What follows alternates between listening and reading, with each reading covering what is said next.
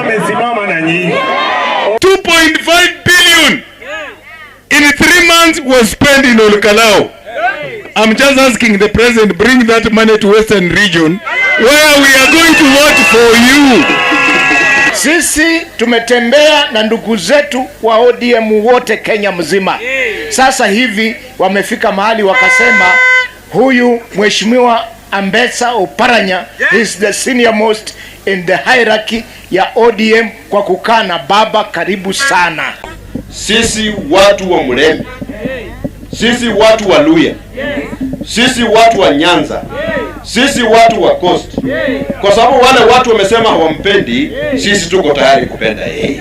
Tunawaomba muende mchukue kura ili wale ambao wanasherehekea baada ya kushinda kiti kimoja pale Olkalau, wale wanasherehekea midhili ya kuku wa kienyeji akitaga yai moja, tunataka tuwaonyeshe kivumbi mwaka ujao, mwaka wa 2027.